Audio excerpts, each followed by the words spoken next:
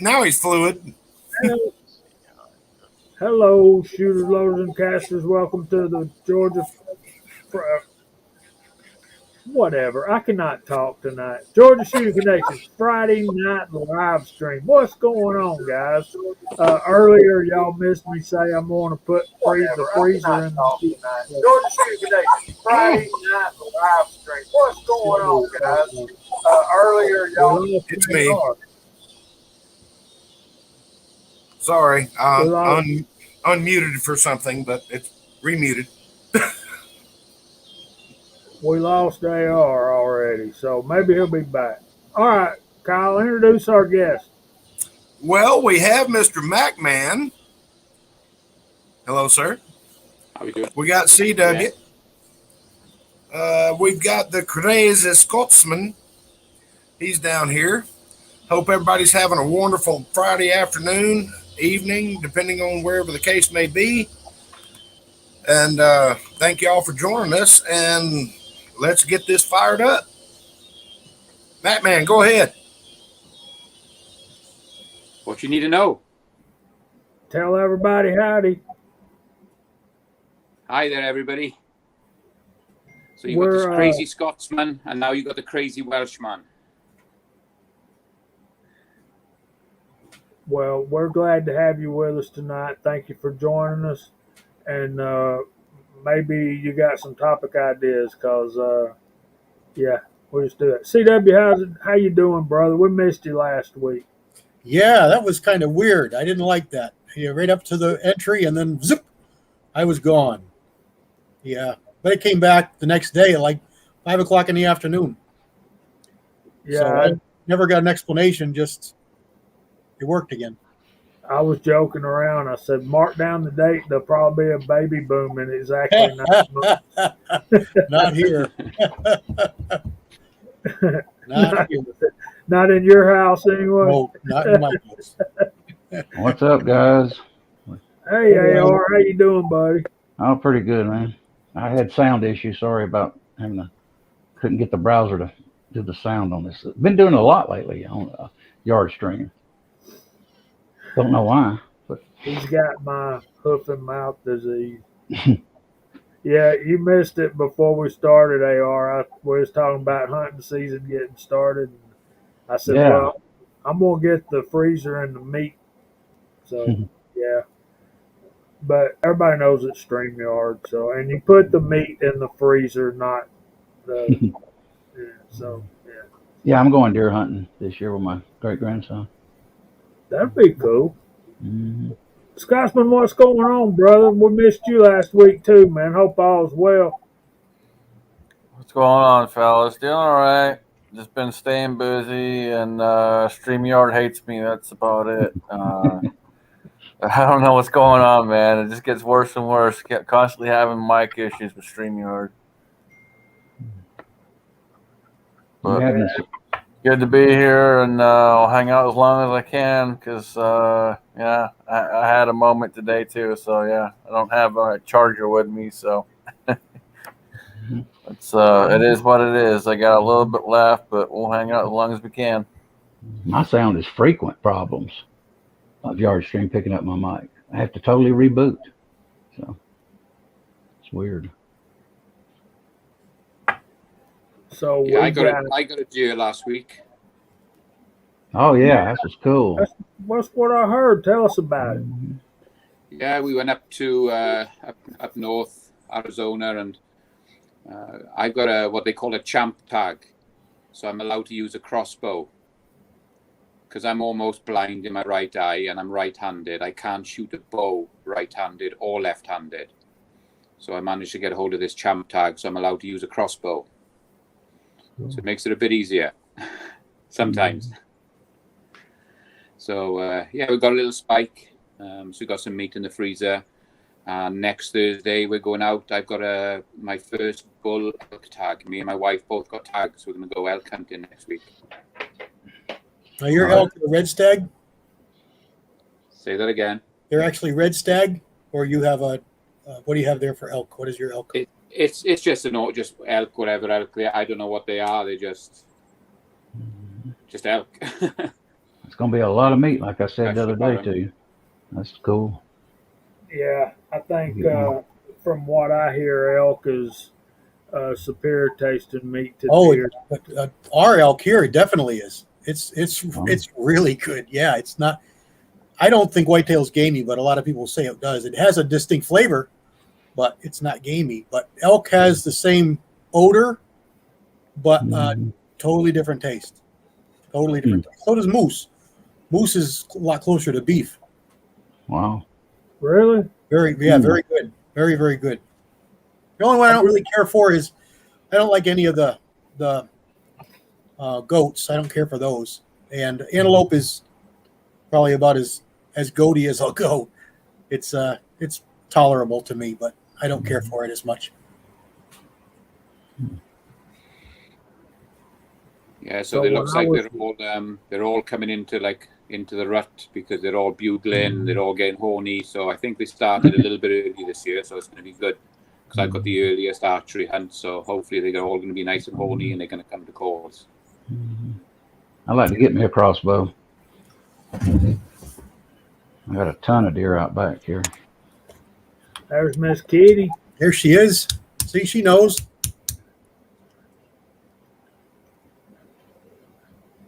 There's Yeah, a Brian. What's up, man? There's This is better Moses. than. I believe that. I like deer meat better than beef sometimes. Depends on the mood I'm in. I'm a big deer venison guy. There's my buddy OCD Outdoors.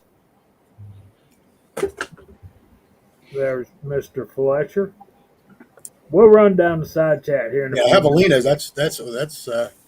That's another one that can be hit or miss. They've got a gland on them that if you're not careful, you could taint all that meat. Yeah, you got to take that out pretty quick, haven't you? Yeah.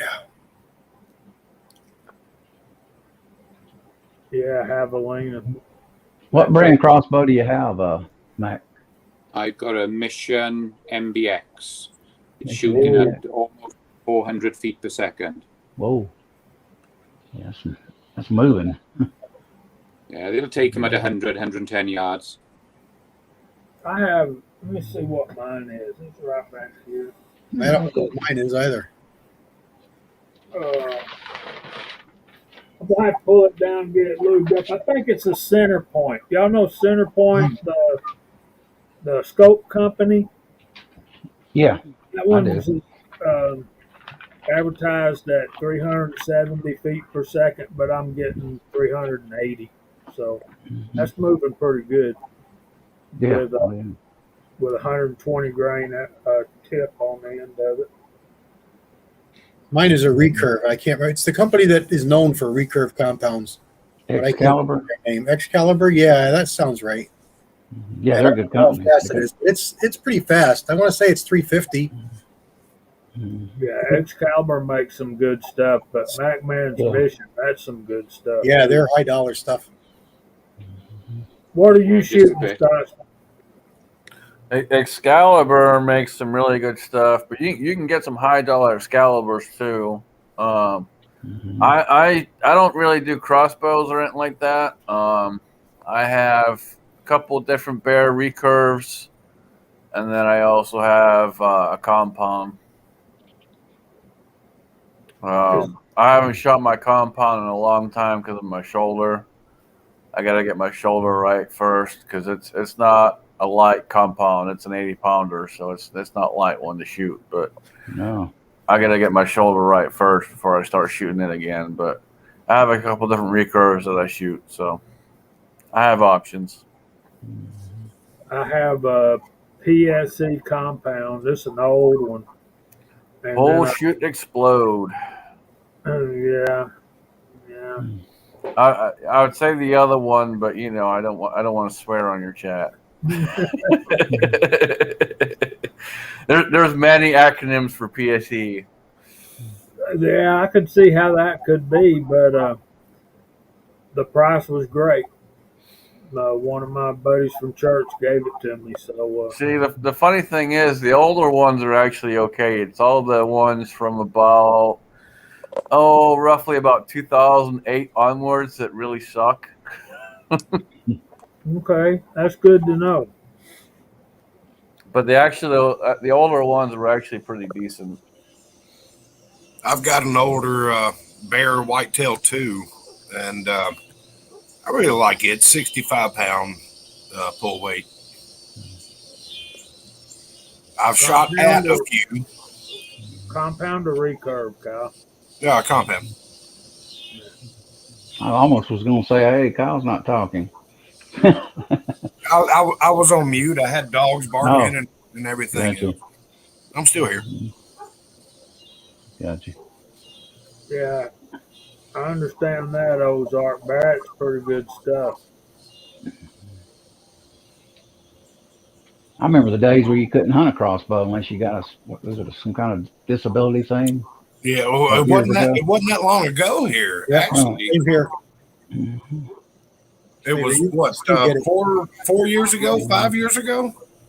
Did they pass maybe a little longer. You didn't have to be disabled to use a crossbow.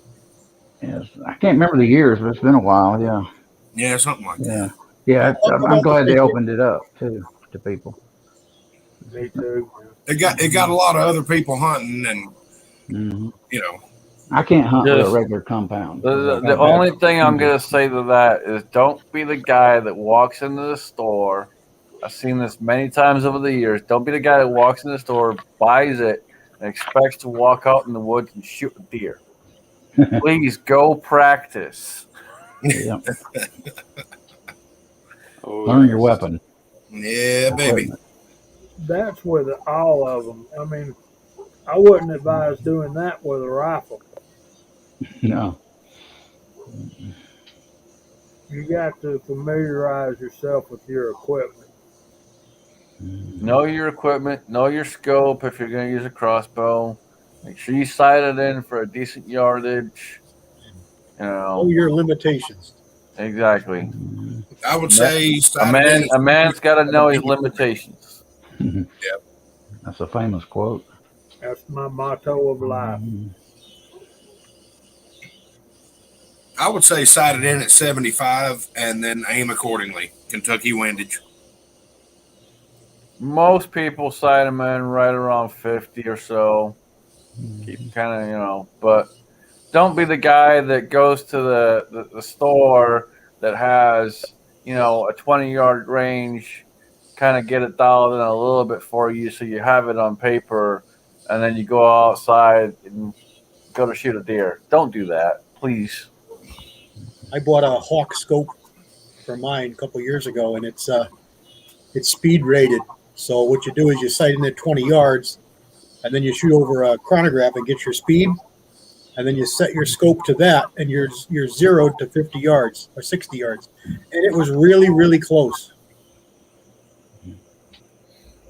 It was really close. I got my scope starting at the nearest pin is 50, and I got it all the way out in 10s, all the way out to 100.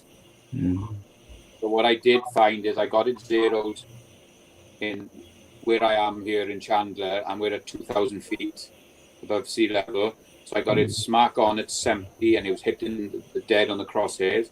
When I went up north, and we were at 7,000 feet, I was 6 inches high. Wow. So I was shocked how much the altitude affects the way the arrow is. Oh yeah, so many different things. Your shaft, your broadhead, your fletching, all kinds of things can affect it when you get There's a whole ton when it comes to bows and crossbows. I could talk about it forever. That was one of the first things I did before I got into the gun world, like big time. Got into the gun world. I was a bow tech for quite some time. So that's something I can make my own strings and all kinds of stuff. So I was too. Cool.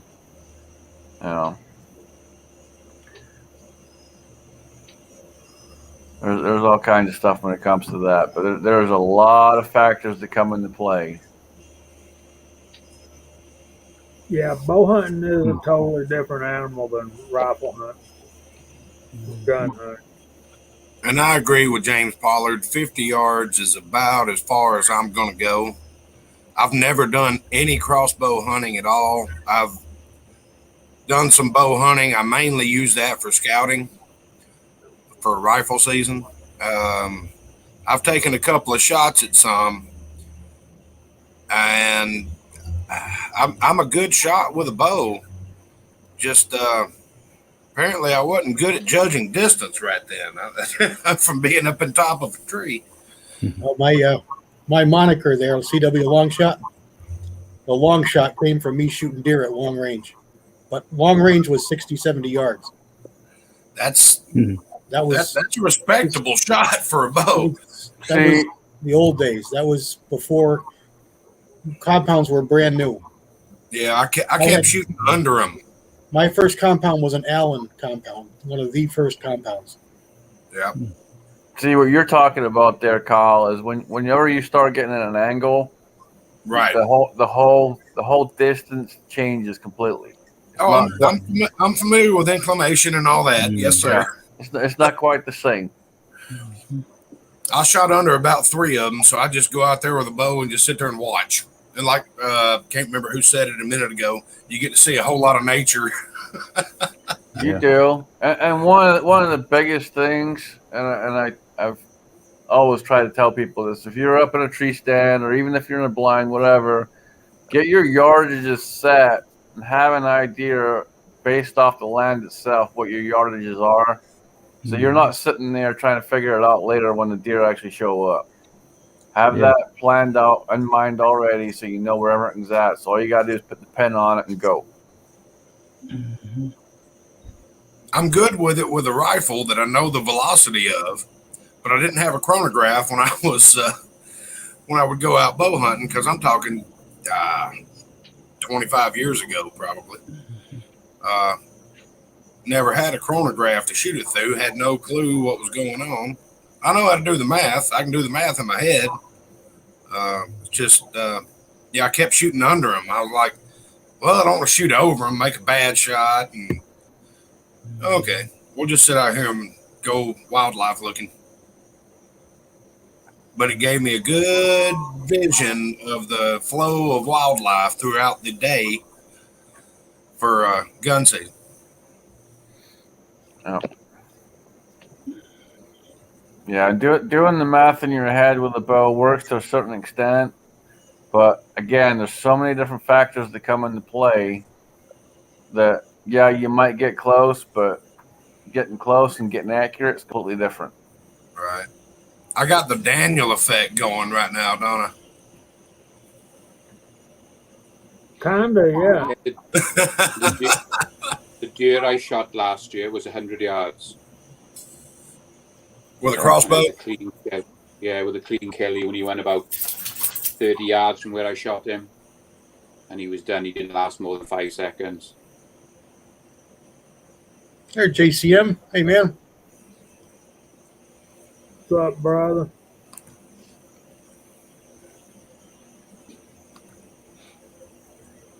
Yeah.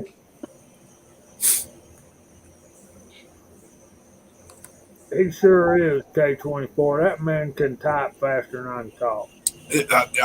I was just going to say, how are you typing that fast?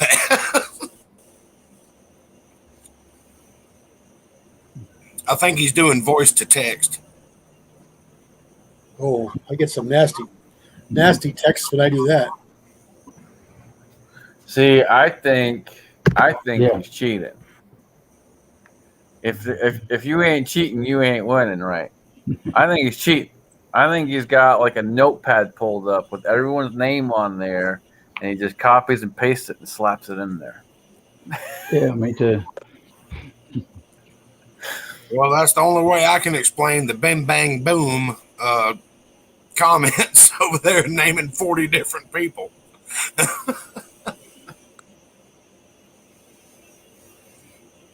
Oh, Lord. Yeah. Back to what in the house. Back to what OCD said. I'm an avid hunter, and I think all y'all know that. But the one thing that kills me most is losing an animal, hurting an animal, wounding an animal. not being able to find it, knowing that I caused the suffering for one of God's creatures. It's yeah, if you dwell on that too much, you won't be out there hunting, and that's Mhm.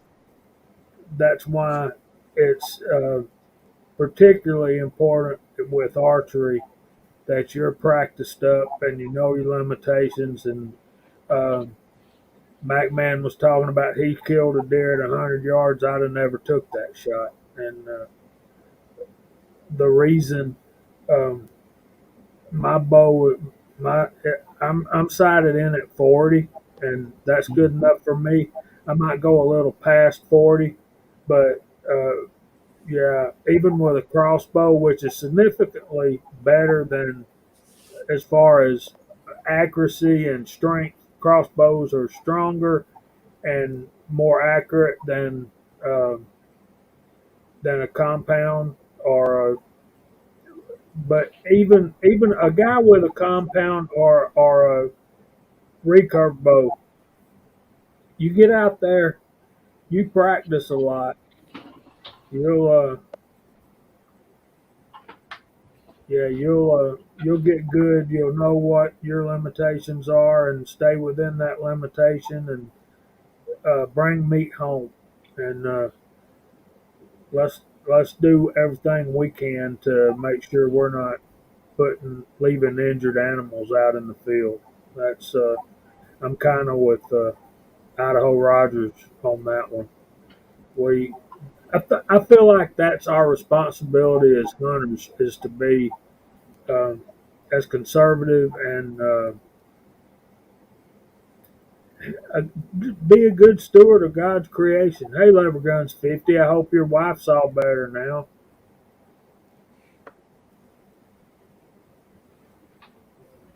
I would just say the biggest thing there is if you're not comfortable with a shot, don't take it.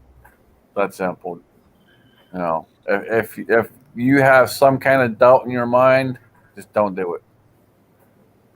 Yeah, I'll only take that shot because I managed to get out to the side by side and I could actually lean on the back of it, so I knew the crossbow was stable. It wasn't going anywhere, and I know when I set mine up on the table, I can put 4 or 5 arrows in a 4-inch circle at 100 yards with that crossbow.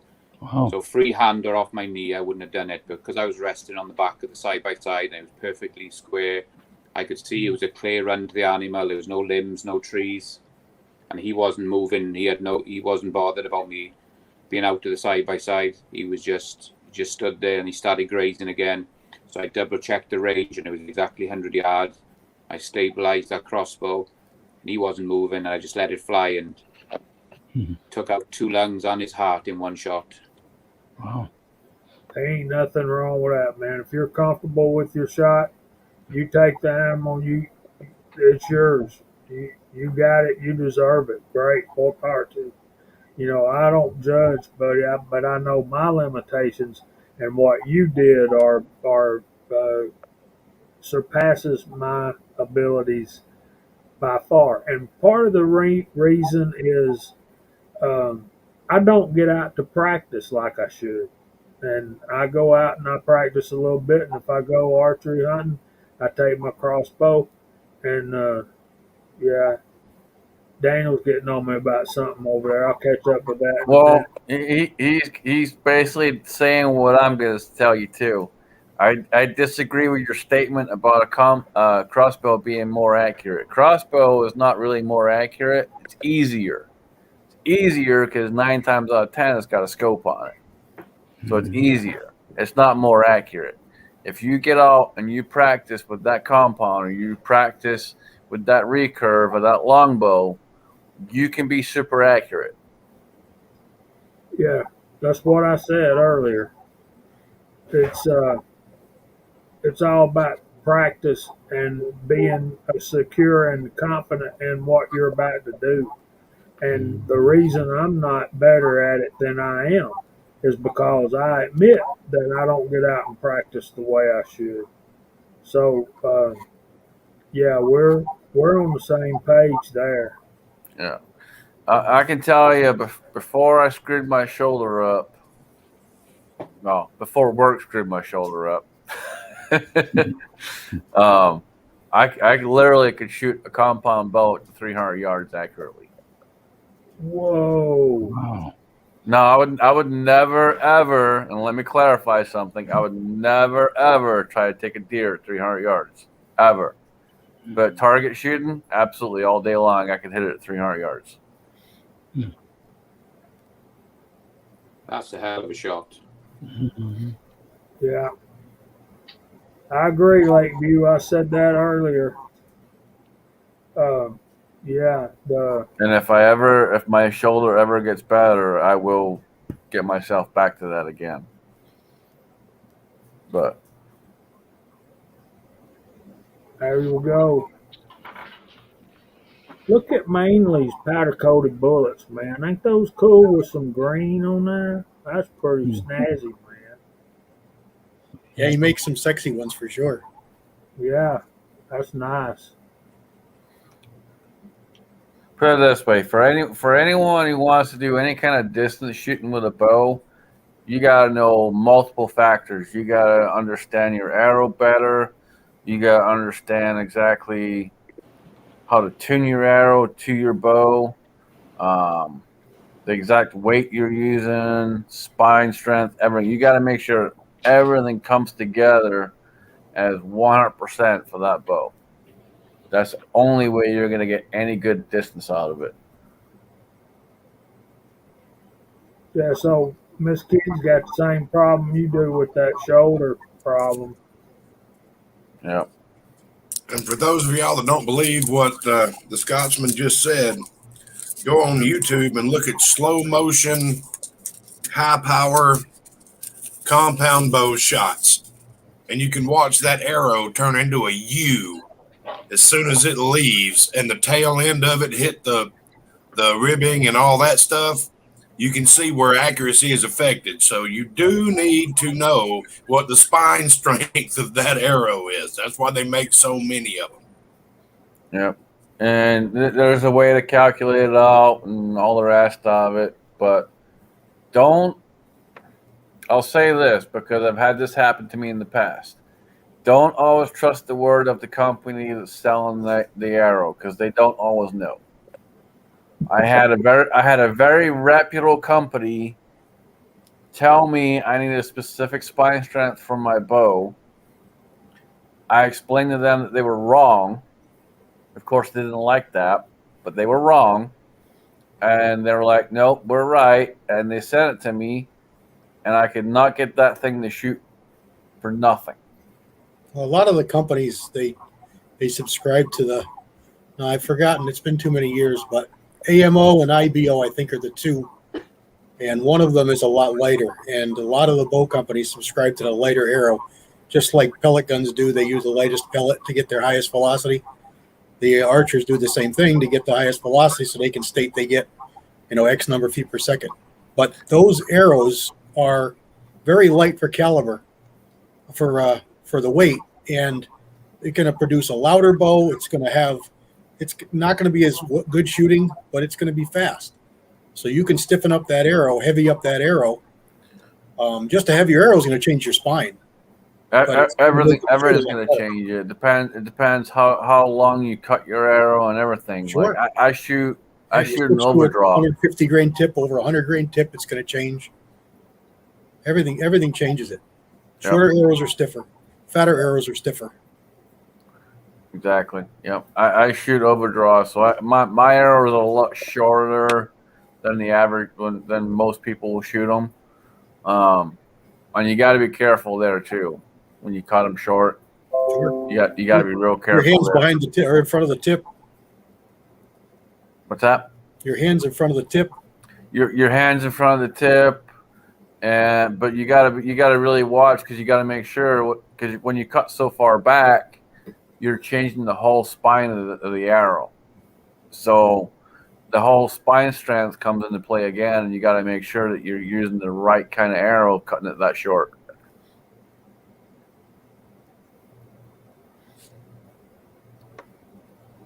Because the way that I'm shooting, you're basically taking about 1 3/4 inches off more than what technically would be the actual arrow length for my draw length. I actually did that GGW. I don't know if I posted videos on it, but I took carbon fiber shafts. They weren't arrows, but they were carbon fiber shafts, and they were hollow.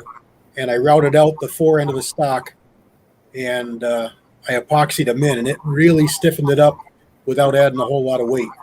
It worked out pretty good.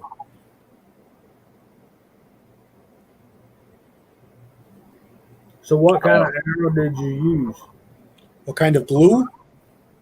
I thought he was asking what kind of arrow would you It wasn't an arrow I used. It was carbon fiber rods because they were lighter and stronger. That's what I chose. But you could use a carbon arrow. They're pretty stiff. You just got to get a stiffer one. These carbon fiber that I used were much stiffer than arrows. You couldn't bend them. Arrows you can bend. Good to know. And they were light. So there's your answer, GGW. So Okay. Fuzzy, what bear was it, man? What bear recurve? I'm pretty sure you told me in the past, but which one was it? Because I might be able to find it. But I didn't see what Fuzzy asked. Fuzzy had one stolen. Oh, yeah, there's a whole bunch of them. There is. There was a whole bunch of them. I think I've got a Kodiak and a Kodiak 2. Kodiak 2 is a compound. I've got a Kodiak. I've got something else too. I've got a Ben Pearson. I've got a Martin.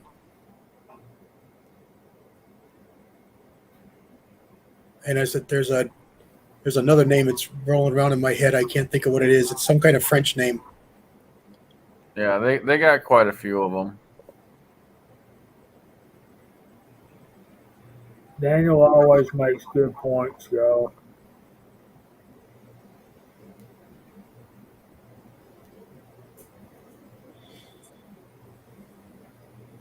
Wow, y'all blowing me up. I can't keep up.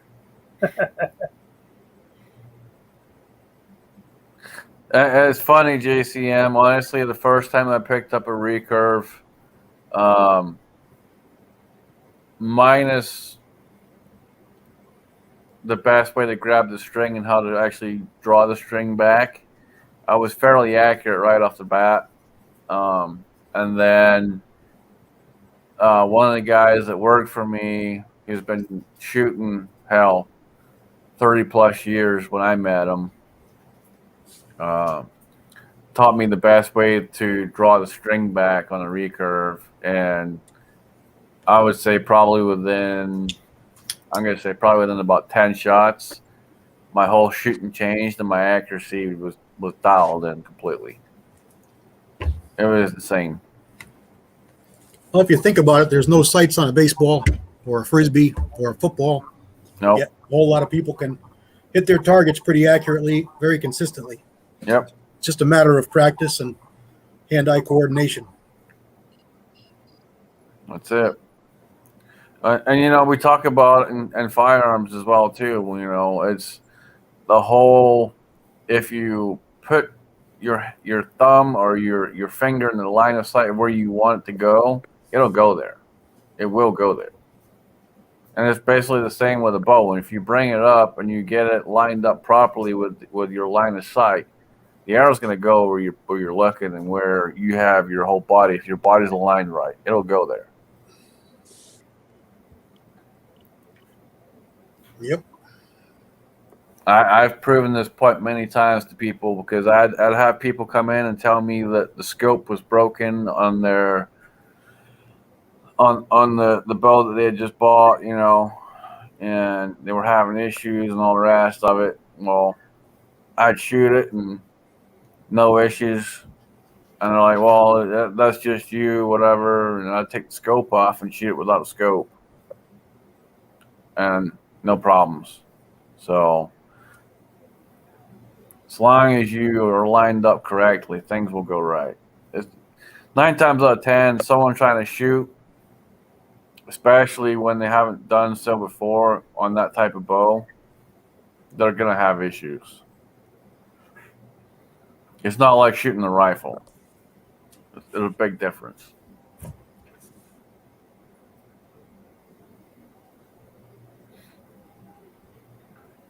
It is different, particularly with a compound or a recurve bow. Um, AR, you wanna say hey to the folks in the side chat? Yeah, hey. Well, you want me to call them off or just say hey to them? You didn't specify.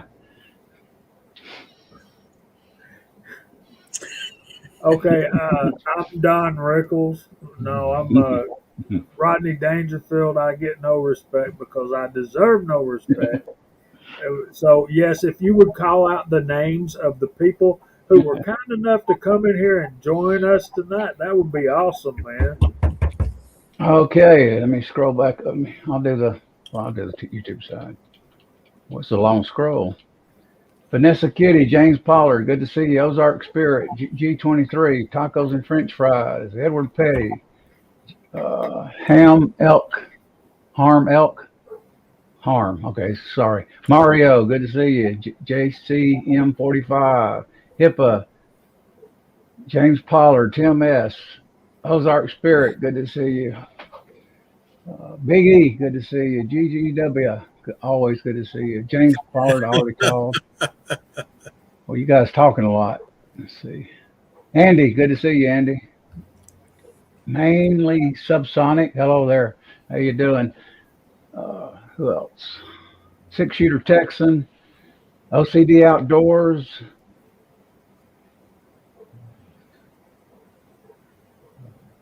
Big Al. Did I call him? I don't remember. Big Al. Idaho Rogers. Hey, Lakeview Rebel. Outdoors. Uncle John. Kyra, some guy. Good to see you. Hang on, guys. Bear with me. It's a long scroll. You guys talking a lot tonight. K24. Georgia Trapping. Hey, what's up, bud? Daniel God is my judge. Idaho Rogers, I think I called. Hello, Julio. What's a long chat? Kingpin, of course. I think I about got it. Let's see. Car just Pamela Earp. Hey. HIPAA, good to see you, brother. Oh, sorry. Lever Guns, good to see you in here. Well, you guys are talking a lot tonight. I'm going to inject that little comment. Really typing away. No wonder Jamie can't keep up. Michael Hurtnick, good to see you. Six shooter, I've called. Mike Hester, how you doing there? Tim S. Still going. Bear with me. Walter Davis, Ozark Spirit, I called. G20, I think that's about it. Pony 47. Yeah, Pony. Good to see you, Pony. Ocean's here. Jake. Okay, I got it. There we go. Good to see all of you here. Appreciate you dropping by. Yeah. Boy, it was a long chat. Yeah, see, it's tougher than it looks, huh? Oh yeah. You have to keep scrolling. Definitely. Yeah, and you got to keep moving, keep catching up. So Mm-hmm. Scotsman had to bug out, I guess, because his battery was about dead. So Tim, if you're out of the shower, get on up in here, buddy. But I'm glad that Lone Wolfers Revenge. Thanks for coming in, man.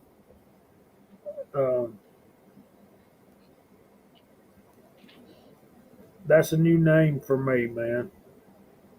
Oh, Willie Bullet Man. Sorry I missed you, Willie. Yeah.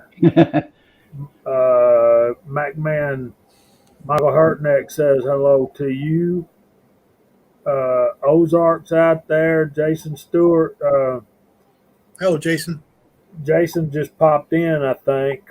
We just, my buddy AR over there just called out the side chat. So,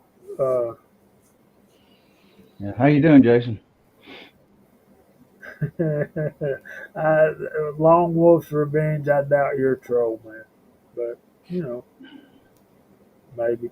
We'll see.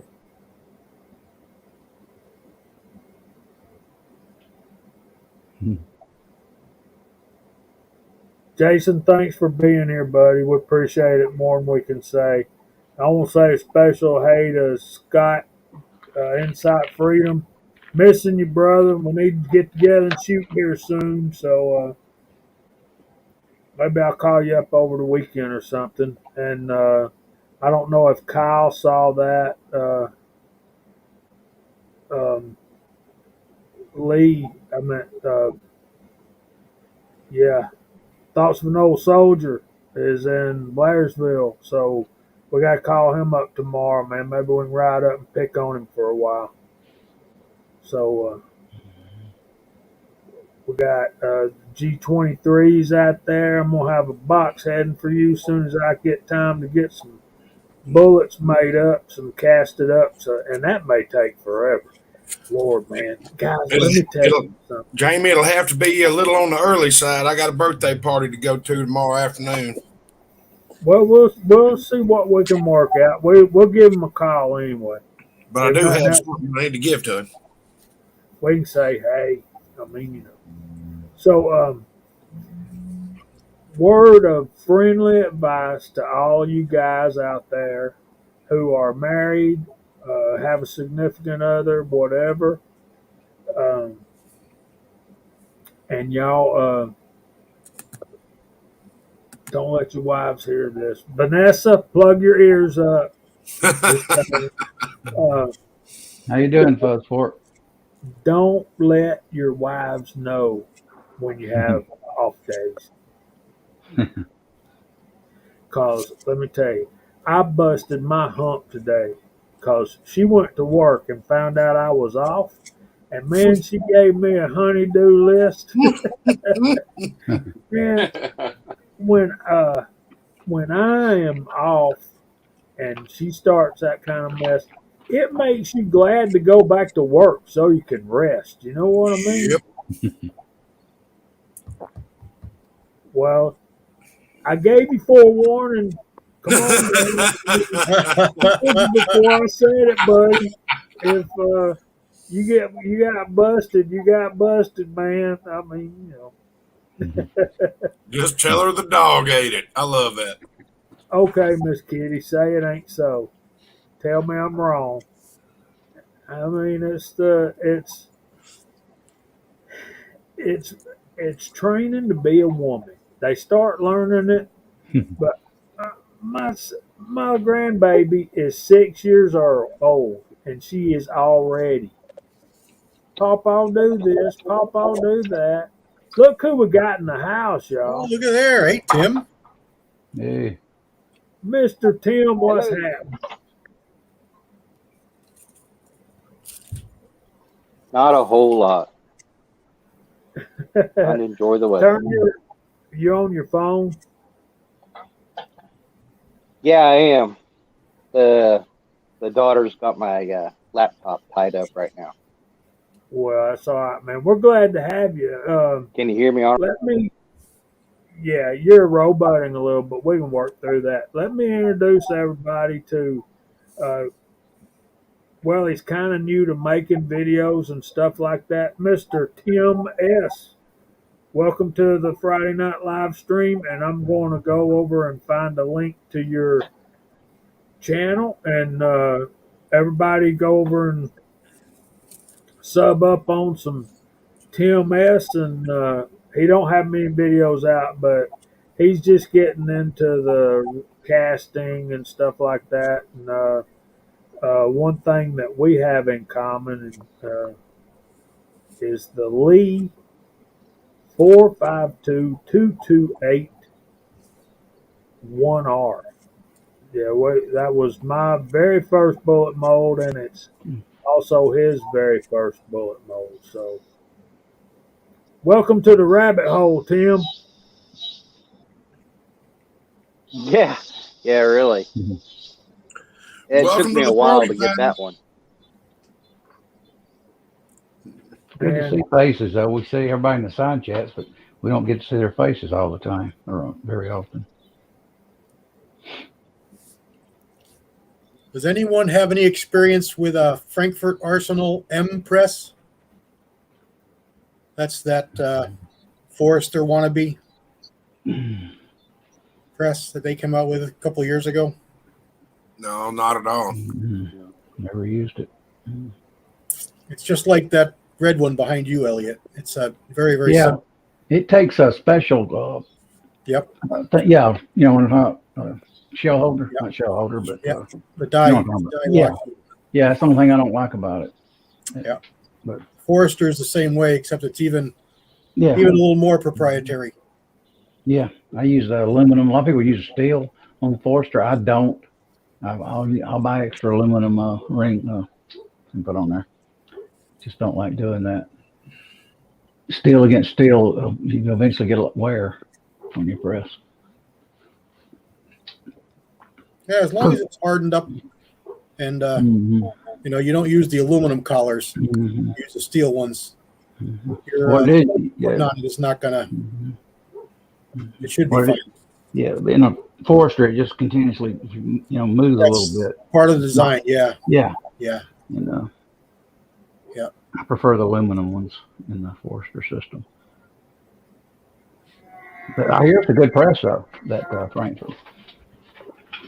Yeah, the only bad that I really read about it, if you gotta kind of read between the lines, and you can kind of sort of see that they may not have a lot of experience Mm-hmm. or know how to get around the problem they're complaining about. Yeah, I just don't like the lock rings. That's it. Yeah, that seems to be Proprietary. everybody's because they're proprietary and they're big chunky things, but they're not overly expensive. I think they're $15, $18 for a set of 3. Mm-hmm. There's my buddy Willed and Well Armed. We're going to have to get down and visit him. I know he's in Georgia somewhere, so we're going to have to pay a visit on Mr. Willed and Well Armed. And let's see what I can do here. Where in Georgia is he? What part? I don't know. Somewhere around Atlanta, man. I'm not that far from Atlanta. I can get 285 and 85 in no time.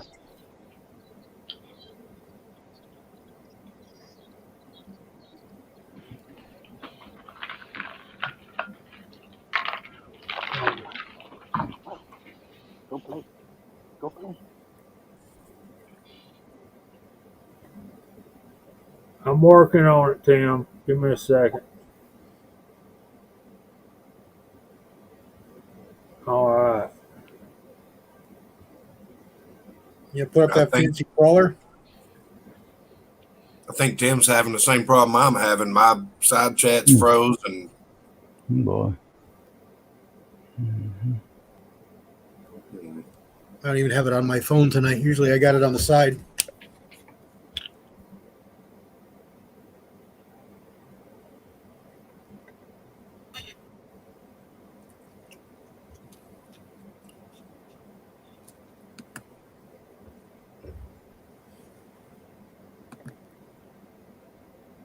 All right, here we go. So I know there's some of you out there casting. So this week I managed with the help of Walter. We found a brand new, unused Hens and Gibbs. Is it Henley and Gibson number 130? It's a nice bullet. Yeah, it's handles. Everything's brand new. It's never been used. Still in the box with all the paperwork. And it was on eBay, so I jumped all over that because I haven't had one of those molds before. So hopefully I'll get that tomorrow or Monday. What? How many How cavities? cheap to buy are they? No, but it's a quality mold. It's an investment, and it's worth it. Unless you paid silly money. Say that again. It's a good mold. 220. As long as it's brand new, like you say. Does it come with handles? Yeah, it's got the original Okay. handles and everything with it. It's in the original box with all the paperwork, and it's still got like an oil over it from new. It's never been used. Okay, so that's not atrocious. That's not atrocious. It's high, but it's not atrocious. All right, there's a link to Tim S's channel. Hey, Papa. Hey, Rigby. What's this? You want to come speak to everybody? I'm just doing something. I'm just showing you something, okay? Come here. I'm just showing you something, okay? Come on. Watch. Wait, watch What this happened first. to Tim, man? He was lagging a little bit. I think he just. All right, tell everybody hey. Hi. Hi there. All right, take off. Go in there and watch your TV and play your games, and I'll be in there after what? I Hey, have Tim. to show you something right There we now. are. What? That Rigby.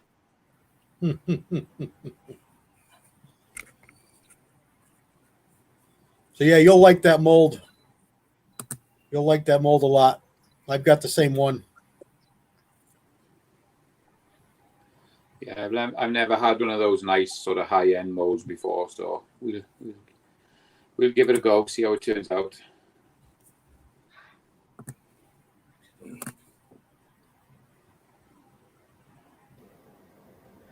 Man, she gets worse every time. Yeah. She's so much like her mama, it ain't even funny. Look at her. A Star is Born. I love that movie. But the original one with Chris Christopherson and what's her name? Oh, man. Can't remember.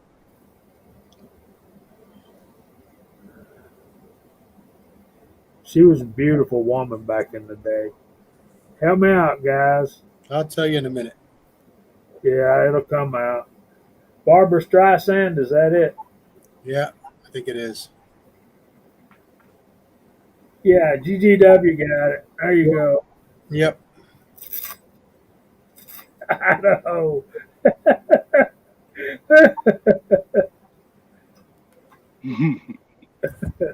Hey, Pam, let me tell you something, honey.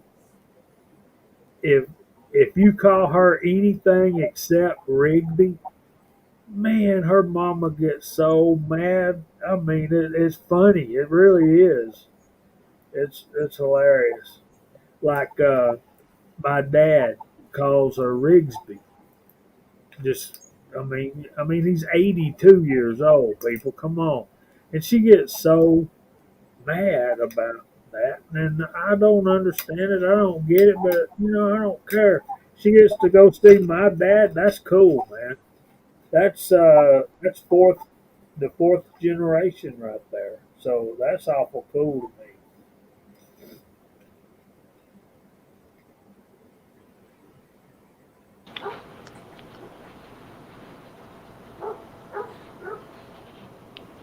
Somebody's making some racket. Dog barking. Let me put that joker in the doghouse. Yeah, man, my dogs will start in a minute. They'll have uh,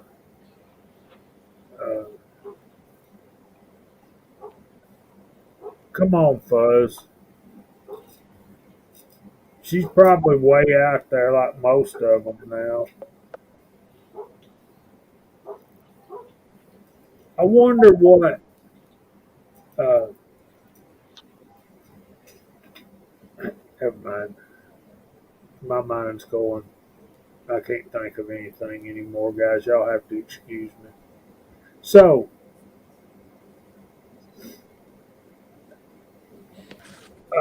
like I was telling them earlier today, Tim, you and McMahon will get a kick out of this. I relearned a valuable lesson. It's important that you put your primers in your cases before you put the powder in. That would Yeah, be that an does help. so. Man, I gotta tell you, I'm awful impressed with that 100-yard deer kill, man. What part of the country do you live in? Right, where are you at? Right I'm southeast of Phoenix in Arizona. now? Okay, but that accent is not an Arizona accent. Where are you from No, originally? that's a Welsh accent. That one. I'm from Wales in the UK.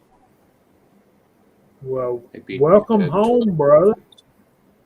Glad you're Sorry? here. Yeah, we've been living here 12 and a half years now. Good deal. But Well, going from not allowed to have any guns and any reloading equipment to over here, it's just everything's gone nuts. I've got to have everything. Got to have all the guns, all the reloading equipment. Got to do it all. very cool. Well, we're That's glad to okay. have y'all on. Have you on with us and introduce you to our reloading community. And I hope you guys have our viewers, our side chat. Hope you guys are enjoying meeting two fairly new members of our community.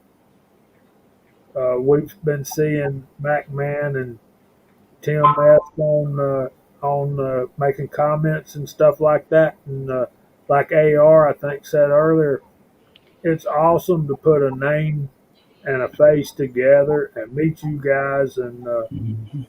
get to know you and yeah. It's only fairly recently I've been getting on these live streams. I wish I'd been on them years ago, but I've learned so much from these live streams and watching videos you guys do. It's really improved my reloading and my shooting and everything, and it's great. It's great to be able to do it. How's your powder coating going? Yeah, that's good. It's coming together pretty good. I'm enjoying doing it. I haven't done it for a few weeks because obviously I've had 2 weeks off hunting, and I go away again next weekend hunting for 2 weeks. So I haven't done a lot, but I got some new molds. I got a new rifle mold I want to try out for 300 blackout, and I'll make some more videos on those to see how they turn out. Fun stuff. Yeah, it's good.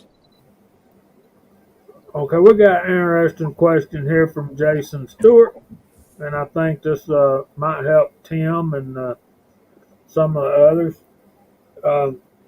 I own a Lee turret press, and when I was, I always took the play out of the turret head before I set. As you got to get that play up. Okay, in all turrets, and I think CW will agree. Correct me if I'm wrong. All turrets have to have a certain amount of play, or they're not going to turn. Right. So As long as it's repeatable, it's not an issue. right. So take all of your slack out when you're adjusting your die, and then when you let the ram down, it'll still be free to float. Now, see, I know y'all can't see, but on this T7 right here, which is a fine press, I mean, it's a whole lot more than I ever expected to be able to load with. And it's just awesome. But the tilt on a 7 head thing like this, it's pegged down in the center, so the play and the tilt goes like that. When you're seating the bullet or whatever, you can actually see that turret head tilt up a little bit. So when it tilts up a little bit, it's going to be just a slight bit out of alignment, just by the nature of what it is. But one of the reasons I think the Lee 4-hole, particularly mine's a classic cast 4-hole turret press, which just means it's got a bottom on it, and that's bigger. But what I like about it, and let's see if I can grab this up here.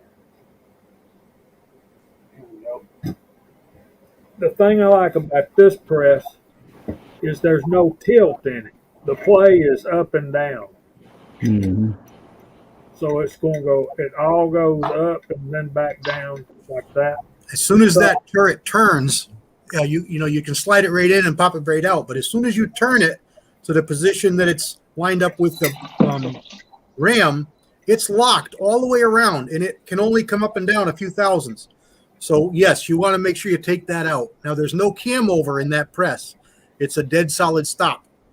So you just keep adjusting it until you just take it out. You don't want to be too much because you'll actually add some wear on your press. So you just got to get it to feel. Mhm. You just take out all that slop, and that's good. Now that's just set as the manufacturer determines. Now it's going to change with different calibers. You're talking about a straight wall handgun case. That's exactly how you do it. Just take the slop out, and you're good. But if you've got a shoulder, you want to look at your shoulder setback and what you're doing, because you may find that you have to change that completely from that. But with a straight wall, yeah, just take that slop out. Don't overdo it, because you've got no cam over, and you're good. That's how you want it. Mhm. Absolutely. Thank you, Reloader. That's good. Watched a lot of videos. Watched a lot of some of your videos, and really helps. A lot of reloading is feel, not always measurements. That's a fact. Mhm. Fuzz, I was picking on the Emperor today on Facebook. So he's out there. He's doing well. He's busy as all you can imagine. But yeah, I don't think he's looking for Bigfoot as much as he's helping take care of his granddaughter while his son-in-law is on the mend. And from what I hear, he's doing well. I miss the frogs. What's up with that? So Tim, tell us where you're at with your journey, buddy. Well, let's see. I just got that first bullet bowl the other day, and started to die. And I've got some lead built up. I just got to get it melted. I got a large turkey fryer that I'm going to start melting lead with, and hopefully I can get some powder coating and get started there too. Just kind of getting everything together and trying to set everything up and get in an area where I can get it done. But space here is limited. I got one in college and one that works every day, and that takes up a lot of time.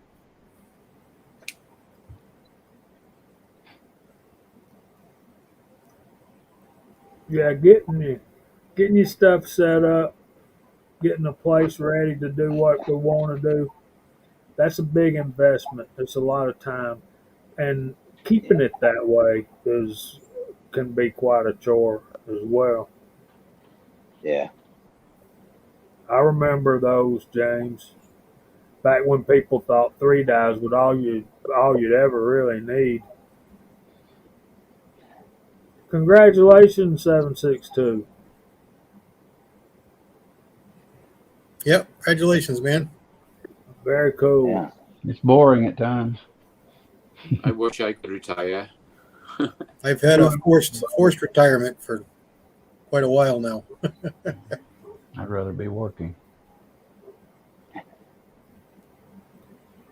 Well, My wife keeps me busy.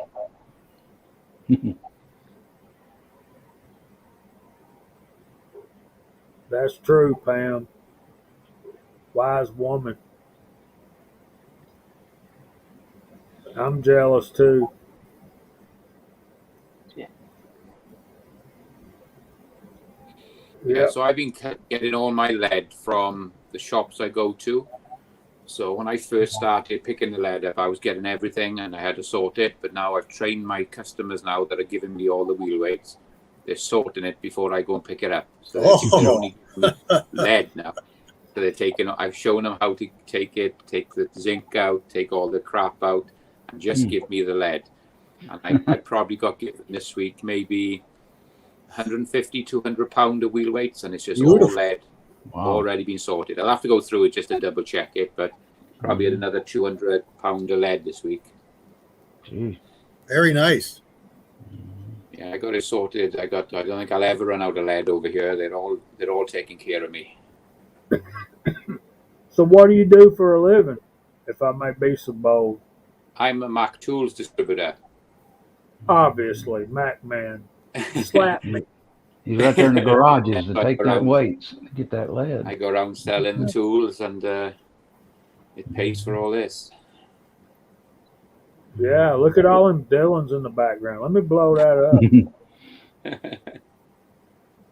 Look at that stuff, guys. So you're a Smith & Wesson man? Anything. I got is 3 650s, Wow.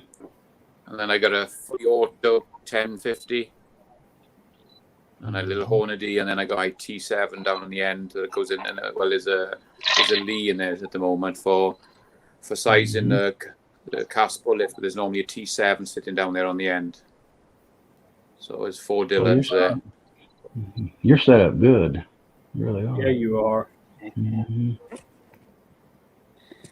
I've been very fortunate. It's just through the business, and everybody knows that what I do. Anybody trying to sell anything or give anything away, they come to me first. So I get a chance of buying all this stuff. I sell it all off, and then I buy all brand new stuff with the money I make on top. So it's just. Oh, what's the news on the reloading gear you were telling me about the other day? I'm just waiting on the lady. She came back, and I upped my offer to. I think I'm up to 1,500 now. I'm just going to see if they'll accept that. Mm-hmm. So we'll see. Hopefully by the end of the weekend they'll come back and say yes, and I'll go over and pick it all up. Mm-hmm. Very good. So I really like that Smith & Wesson sign. And all right. I do not have I don't have any blue Kool-Aid. I have the T7. I have the Lee 4-hole turret press. I've got a Lee Breechlock Pro Progressive, and I have the awesome. I mean, absolutely wonderful RCBS rock chucker. And I have the little bitty Lee C press that I use for decapping cases, and I was using it to size bullets until I got the rock chucker. Because, man, I'm telling you, there's times when you got a fat bullet and you're trying to get that thing to go through there, man, it feels like it's coming apart. I ain't kidding you, man. It feels like you can. And if y'all remember our buddy Nathan, the reloading press, he actually broke one sizing bullets. He broke one in two. I broke a Summit. I broke an RCBS Summit. Wow. And that's a strong press. That is a strong press. I bent the link and I snapped it right at one of the ears. They replaced it. ECBS replaced it. The whole press? No, just the toggle, but everything else was fine. Okay.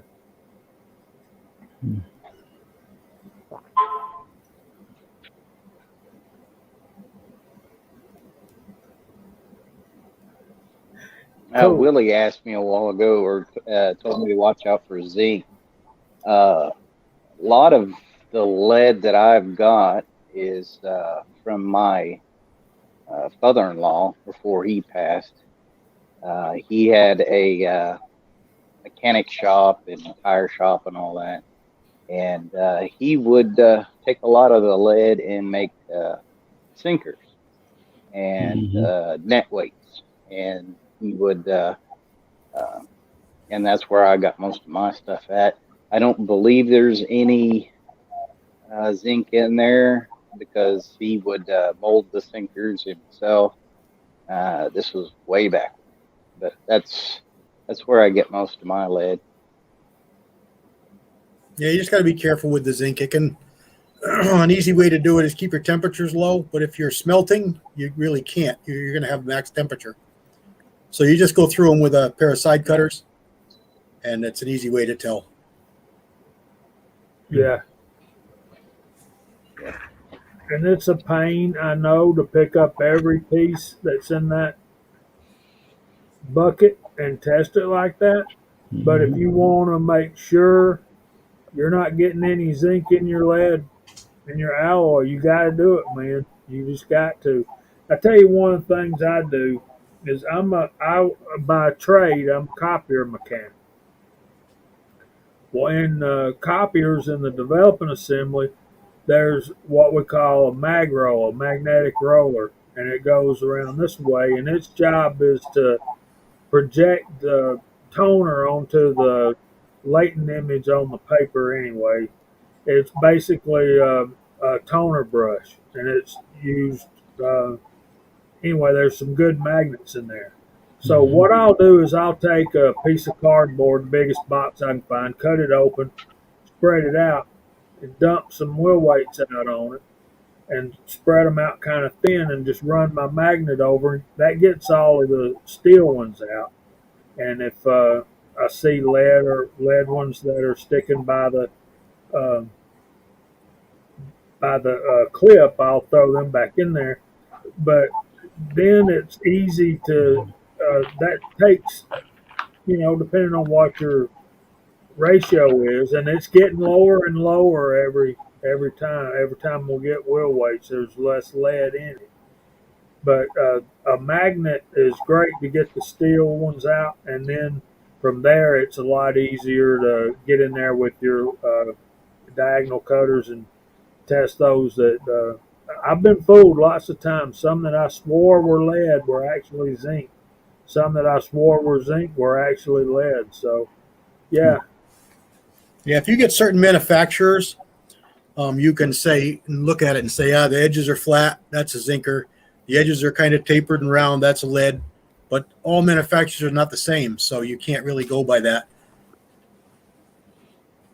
The steel ones, thankfully, a lot of them they say Fe on them, and they're a different shape. So those you can pretty much see, but there's no guarantee depending on the manufacturer. Yeah, side cutters is the best way to go. Just cut them.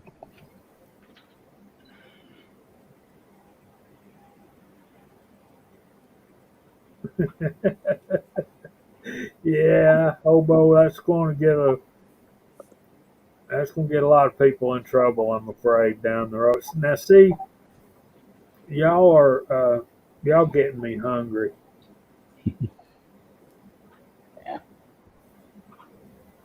A lot of them do. Yeah, not all of them, no. I found a few that didn't. Yeah, I found them that didn't as well. Yep. But yeah, life would be a whole lot easier if all of them were. I'm telling you that. So I want to say special howdy to Mark, Mr. MCK's out there. He's probably on a break from work. So I hope to be seeing him here in a few days. And Mr. Willie Bulletman, I'll be seeing him a week from tomorrow. So, and I think while he's here, we're going to try to look up Mr. Will and Well Arm. Probably go see AR. Probably go see. He's going to be here a while. So North yeah, Carolina. yeah. I would love to go see Esther. Mike Webster. Yeah. I would. I would love to go to his shop and maybe buy something. I may drive up there to where you all at.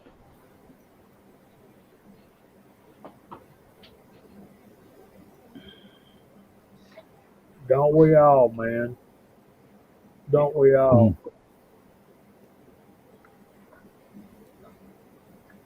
See, I think it was Idaho Roger said about selling 10 mil sockets and wrenches. They actually do kits now that you can have like 20 different sockets in them, all different ones, deep, short, impact, swivels, and they're all 10 mils. So they actually do a kit of just all 10 mil sockets now, and yeah, they sell pretty good. I can't keep up with y'all. It definitely moves fast sometimes. Tim, you all right over there, buddy? Pretty good. Just trying to Somebody soak dropped everything up. out. I think it was Mac Man. Yeah, there he is. We'll get him back This up in stream here. in a just minute. shut down on me. There you go. There he is.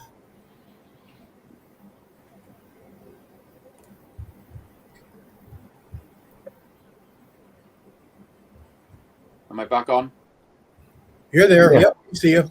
Yeah, you're here. Mm-hmm. Walter, I think that would be really cool. Yep. That would be pure lead, and it'd be really soft. And some of the clip-on wheel weights we get around here in Georgia are really hard, and they're just too hard for some applications. Hmm. See, Andy agreed with me. I got one right. Mm-hmm. Mark it down.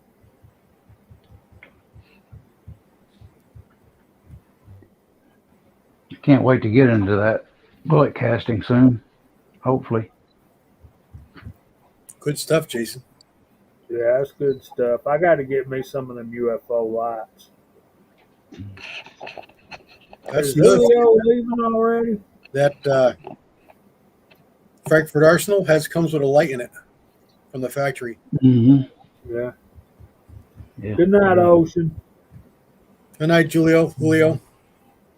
See you, Julio.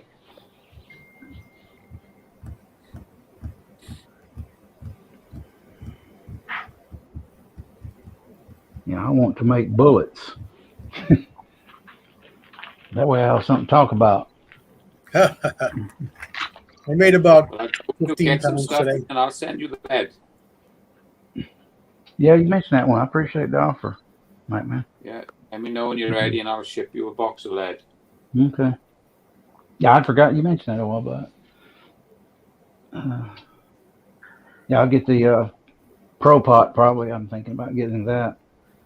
And at least one bullet mold, probably 9mm. Start out. Get that pot you're talking about at Harbor Freight, I think you said. Yeah. Yeah. Check that out. And, Yeah, I'll send you some ingots. You won't even have to sort it. You'll just have to drop it in the pot and you're ready to go. oh, wow. Ah, Yeah. Appreciate it a lot.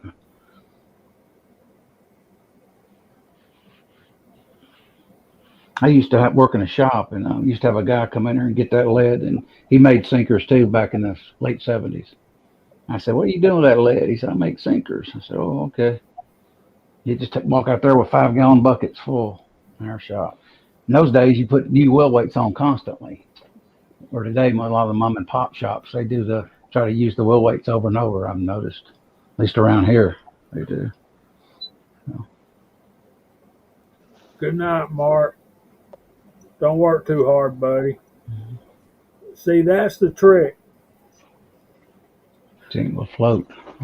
Yeah, you just can't do that when you're smelting, though. No, Well, you can, but it's harder. It is. It's yeah.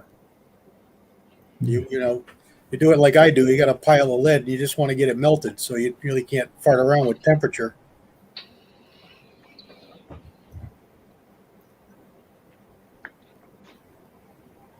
Oh, Pam. Yeah, it's hard to keep those pots down under 700 degrees when you've got them on that big flame and everything. I do have the lower Okay, burner. stop that. I've had that for years out there. I'm gonna put what do you call it, rust reformer, and kill the rust, and I'm gonna paint it high temperature black paint, seal it. That's good, hobbies. I don't do ingots with my tin. I do the biggest mold I got, which I usually use my Lee 420 ranch dog mold. It's not the biggest I have, but it's a 6 cavity. So I make little slugs of tin, and it's really easy to add tin because you only use a little bit. So where do you get your tin from? I doubt it, Bry. It's mostly lead. Yeah. It's mostly all pure lead. Yeah, it'd be My around. tin from either pewter that I pick up around the case or or I buy it directly from Roto Metals. Yeah, mainly, I would go for that opportunity. It's going to be soft Tin isn't lead. cheap, is it? It's And- about $17 or $18 a pound last I looked. But thankfully, you don't need a lot. Yeah. But mainly Subsonic's got a comment right here. I don't think it's got any tin in it. And I think it would be a great opportunity for you to get that. And I think it'd be soft. Yeah, Like, it's going to be about 6-ish. I was thinking between 6 and 8. Yeah. Get all you can get. Get all you can get. What mold do you all recommend I get for 9mm and Lee? That Lee 120 is a dandy. Lee 120. What grain is it? 120.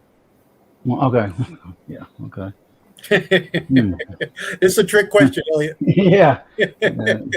I'll look it up. Yeah, you get a 6 cavity. Mm-hmm. You'll be turning out bullets more than you can use. Okay. Yeah, I'll look into that.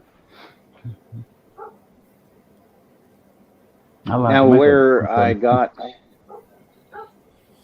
that new mold, what else do I need to do before I start using it? I know I gotta scrub it down, get rid of the grease, but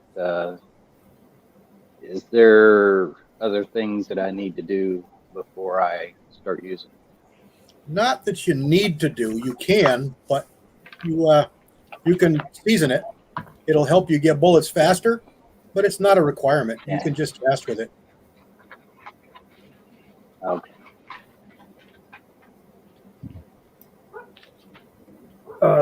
The other night when we were texting, Tim, you said something about smoking a mold. You ain't got to do that, bro. I mean, you can if you want to, but you don't have to do that. Yeah. When you first get the mold in, the main things you got to do, well, the only real thing you got to do is get the oil off of it because it's machined with oil. So you're going to have oil in those casting chambers in the cavities. Yeah. So you want to get it and get some real hot water and some Dawn dish soap and an old toothbrush and just scrub it up real good. And then rinse it off and do it again. Maybe go through that 3 times and you ought to be good. Now, on this M&P mold that I just bought, which is absolutely fabulous, I heated it up to 400 degrees and then let it cool all the way back down, and I did that cycle 3 times. And before I casted with it, I got it up to temperature, and I mean, the first bullets out of that mold were ready to go. I could have used them. So, yeah. There you go, AR. Yeah, I've seen that. Mm-hmm. Yeah, I knew I needed 356. I knew that. Both of those are good molds. The 356 124 TC. The one I have is the Tumbleweed 2R. So it's a round nose, and it shoots pretty good. But all these guys that we see, that we know, really like that truncated cone bullet. Yeah, I've heard about it. Let me ask y'all, which one do y'all think shoots better? The one with the traditional lube groove or the one that's got the tumble lube grooves on? I prefer a traditional. Although I've got a couple with the tumble on the ranch dogs that do shoot really well. That's the 147 grade. I've had real good. Have a good holiday weekend, man. 147 grain, Mike. Yeah, that's the one because I shoot suppressed. So Right. that's out of an RCS. That's a pretty bullet right there. Yeah, very nice. Y'all tell Michael good night. He's got to go. That's good to hit steel. I hear 9mm. So Tim, And it if shoots you good want out to of my. season it, I got a CZ Scorpion, and it shoots good out of that as well. Tim, if you want to season that mold or any mold, it's just a Yep. matter of putting it in your toaster oven, 400 degrees for about a half an hour, Yeah. and then you just let it by itself, let it acclimate back down to room temperature. Do that a couple times. It's the same as you're going to get when you're casting with it. It's just it allows you to get better bullets faster. It's Night, not Michael. for anything if you don't. Yeah. Willie says the round ones shoot good too. But I've always wondered which one shot better. There's Sergeant Devil Dog. What's up, man? Hope you're doing well. We got Chico out there. Chico Wise. There you go. What's up? So there's the 125 grain round nose. I like the 125 grain, 120 and 125. Willie sent me some of those. We're going to load some of Nice. those when he gets here. Now, what is that? That's not truncated or anything, is it? What? It's just It's a round nose. Yeah. Just round nose. Round nose. That's from the Lee mold. That's The what mold? 125 from Lee, Oh, okay. Wow. the one they're telling you to get. Okay. Yeah. So Yeah, I'll get that. That's the bullet. Sorry, I it's like coming that. out good. Mm-hmm. Yeah. Okay. Idaho, it's all about, it's kind of like letting a man sit there and hold the remote. It ain't about what we've got, it's about the quest to do better. Like when we've got the remote, it ain't so much what's on, it's what we're afraid we're missing something. Right? Right, guys? Yep.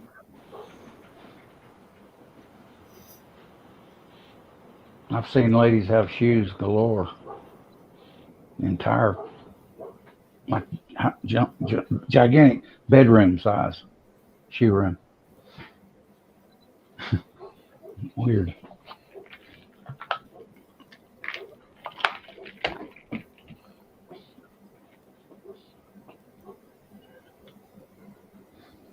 There you go. Oh, excuse me. They're rough on the fillings, though.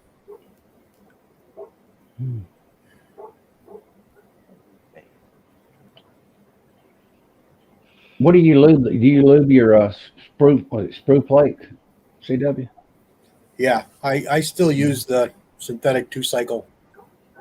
Mm. A lot of the guys like the Mm-hmm. Never Seize, anti-seize, Mm. but I still use the 2-cycle. You just wipe. You just do one wipe across the whole plate, do you? Yeah, I do it with the cavities full. So I'll cast the cavities full, and then I'll break the spear off, and then I'll take a towel with a few drops of the oil on it, and I just rub the top and rub the bottom of the spear plate. Every, whatever you think about it. So You'll why know do you what do you do. the cavities full? So you don't get any oil in the cavities. Okay. If you get oil in the cavities, you got to spray your mold down to clean it out, and then you take all the oil off. So, yeah, I do it with the cavities full. So just pour it, open it. No, just a couple drops on a towel. If you pour it in, you'll get it in the cavities for sure. No, I'm saying you pour your cavities full, open your plate, and then just give the top of the plate just a wipe. Yeah, just a couple drops on a paper towel. Yep, Okay. with maybe the heat, it'll 30, thin 40 right out. times. Every once in so often, you'll tell when you need it. You'll know when you need it. You'll see it. It'll drag a little bit. It'll get a little bit hard to open, or you'll see a silver mark, a lead mark smear. You get it before it sets up, and you take it right off.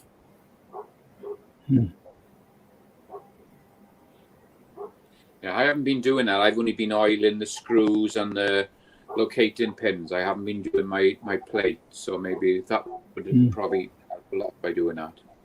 Yeah, if you let it go too far, you'll actually gall your plate. It's because it's aluminum and steel, So it's dissimilar metals Mhm. and heat. So you're going to do it eventually. So a little bit of oil will stop that from happening. Makes sense.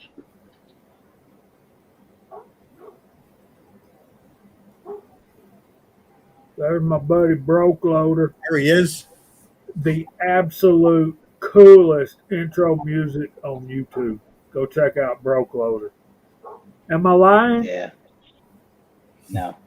I put some new towels down, but I'm still not telling you what's under them.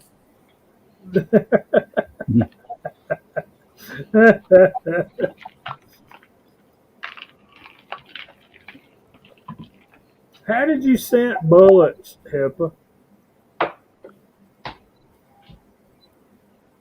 I know he used bacon grease for lube. That'll work. It'll work. Better than nothing. Mhm.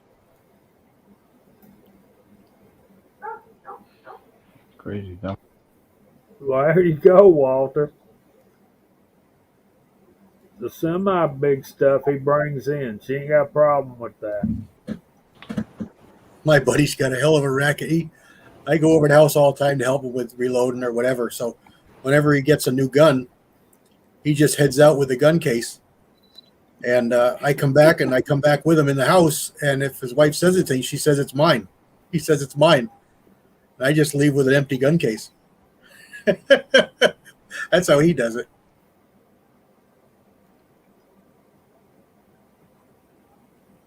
I don't know how Gordon Ramsay says it, but it's just bloody hell. Is that what you want to hear? He drops the F-bomb all the time as well. He does. He does. He sure does. Yep. Something about an English accent and the F word. It just doesn't seem to fit.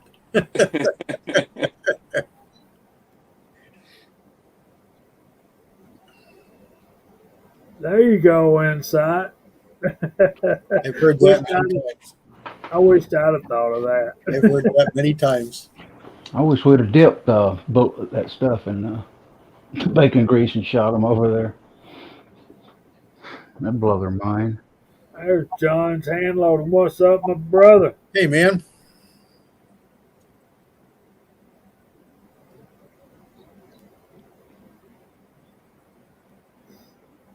Man, I can't keep up. That's the one I was trying to show. I must be lagging a little bit because it pops up 2 and 3, maybe 4 comments at a time. See, there it went again. What did Broke Loader? Did he ask me a question? He made a comment that he knows what's under the towel. You lifted it up one Yeah, I time. just lifted my skirt for him there. Yeah, Yeah. it's kind of an inside joke. He just always asks what's under that, and I tell him it's an ancient Chinese secret.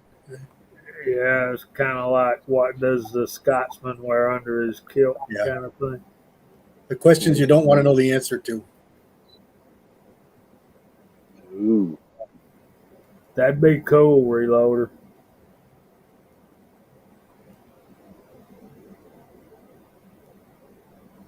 Yeah, I hear you. Built-in excuse. Yep, I've seen that too. Hey Jamie, last week that you talked about the gun lube made out of 4 different components. What was it? Transmission fluid. Oh, Ed's red. Yeah, it's red. It's a It's red? solvent. It's a solvent, Tim. Red, yeah. Yeah, and it's the best gun solvent what? I've ever used. Yep. And The recipes online all over the place, but the thing is, when you make it, you're going to make so much, you're going to have it for years. Yeah. Yeah, I noticed. I got all the stuff for it. I haven't made it yet. But I was thinking, man, that's going to be like a gallon worth of It's a lot. Yeah. Yeah. Yeah. Mr. Harris, a good guy. He's around on the forums. You can talk to him. He's a regular guy. He's on a number of the reloading forums, cast bullet forums, and he's a nice guy to talk to.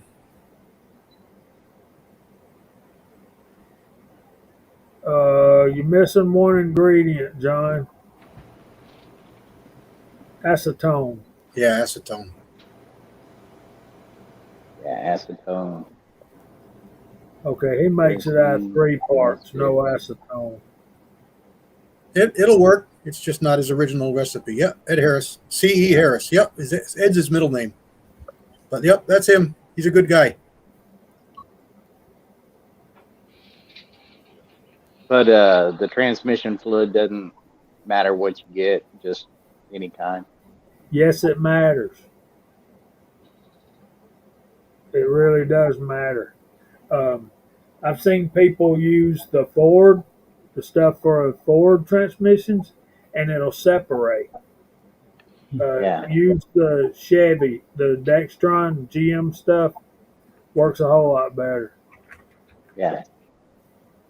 So yeah, I think what I got was for Toyota and some other cars. I don't remember what it was off the top of my head. I've only made it with the Dextron GM stuff. I think they've used Dextron 6, if I'm not mistaken. I can't even remember when I made it last, but I still got a pile of it. Yeah, F is the Ford type. Yeah, I think Dextron 2 is what I used. No F-type. The F-type does separate. Yeah, I used Dextron 2 in my old 89 car. Yep. Let me see what I got. Mm-hmm.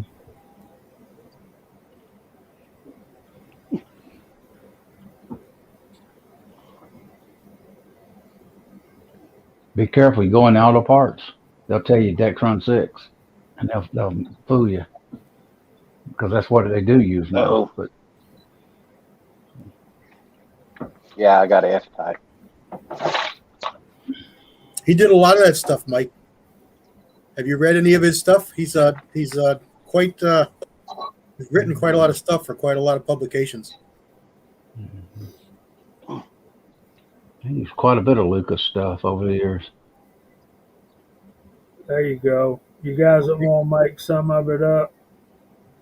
And there's one particular website where the history of it's in there. There's a little short biography about Ed Harris, and they actually have a label that you can print and put on it, because when you put it in a jar, it looks amazingly like fruit punch. So be careful if you got kids around. So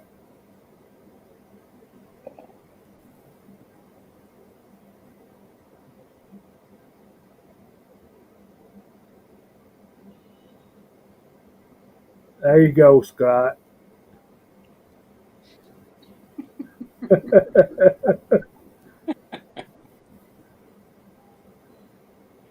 All right, Pollard. I'm kind of wanting that dang mold right there. It's a good Um, Mine's done wore out. I got to get a new one. I found it on, I think it was on Midway for a 6 cavity. And they wanted it was almost $60 if I remember. Brokeloader just sent me a link the other week. I think it's still on there on eBay for about $40. He just got one too. I'll see if it's there, Jamie. I'll send it to you. What was that mold for? The 155 2R, the 312 155 2R. Yeah. It's supposed to be really good for stuff like 762, but it's good in 300 blackout. You can size it to a lot of different sizes, but I would want it for 7.62 by 54R. It was originally designed for by 39, I think. It's $39 now. It went up a buck. Where at? Right there. All right, good deal, man. I'll order it when we get off of here. Is that the 6 cavity? Yep. Good deal, man. Yeah, I still got a stack of them, Mike. A good reference. Okay, Willie likes it too, but I think you could probably use it for 303 British as well, Sure you could. unless that's too light of a bullet for what you're No, looking. it'll work. It's the other way that's the problem, not the lighter. Man, I love crawl HIPAA. Let me I was tell just you, using it today. that stuff is awesome, Yeah, man. classic. It's the best penetrating oil. I think so. There's our old buddy Cranky Cletus. There he is. Cranky's here. We can start now.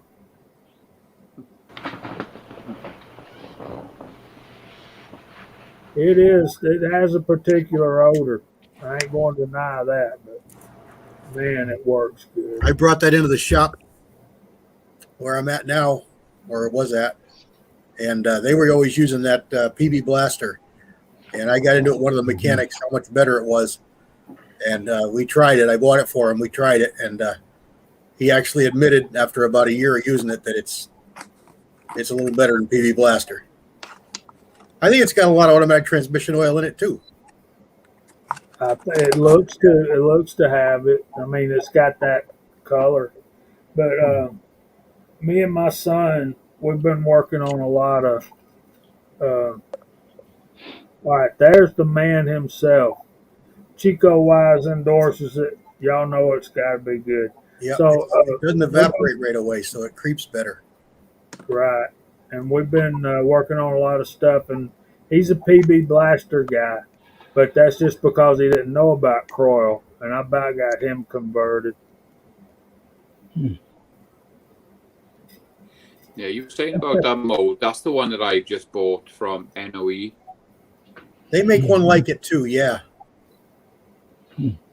Oh, that's a lot bigger. Yep. Cool. So I just bought this one, and I'm gonna try this out the weekend. So this is for my 300 blackout. So it's gonna be. I think you're gonna like it. Yep. Nice. Good giggly wiggly. Yep. Them some long bullets. Yep. They look good. It's going to be a 225 grain. So it's look.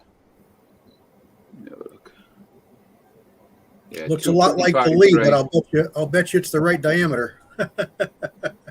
Nice Yeah, mold. because again, I shoot all my 300 blackout suppressed, so I needed to get over 200 grain for it. So I picked this one up, and I'm looking forward to casting. I'm going to do a video when I cast with this over the weekend, hopefully. Good. I look forward to seeing it. I need to buy a suppressor and get into that. I tried that too, broke loader. I wasn't overly impressed. It was all right, but it was no different than any other.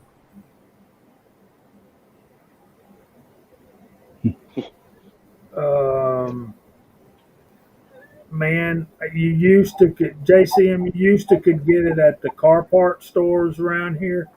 Not so much since COVID, man. It's kind of hard to get. I got it at Granger.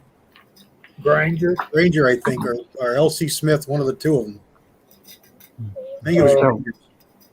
I was telling someone today I haven't seen this country like this. The only stories my mother from World War II. We're in a shortage on things I've never seen. This is unreal.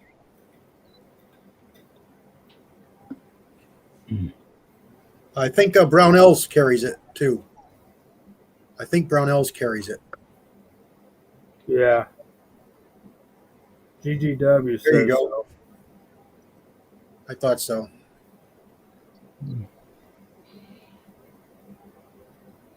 Yeah, try the Croyle instead, Walter. And engine, I used what the heck is that? Oh boy, it's also red. Marvel. Marvel Mystery Oil. That stuff is outstanding. We freed up a seized up motor with that stuff after letting it sit for a while. Yeah, I've used it back in the 80s. Yep, this was easily the 80s, probably the 70s. It was amazing. I used to keep it by the gallon tin container at one time. I think it was a gallon. And it's still good today. You can put it in your oil. You can put it in your gas. It's a good thing to have around. Mm-hmm. There you go. Marvel. Yep, mystery oil. Mm-hmm.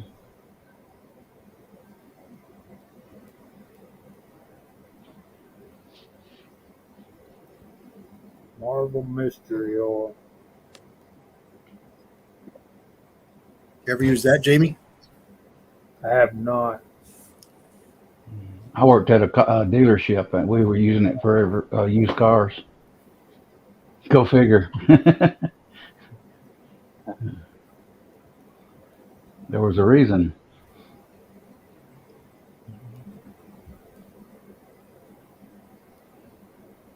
All right, we got to start getting ready to get up out of here.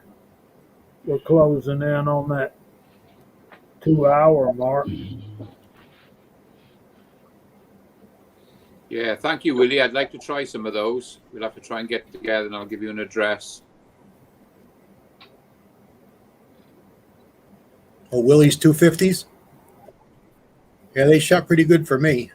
Yeah, the slick side did 308s. He just told me that he could send for me to try. Yeah, they worked pretty good for me.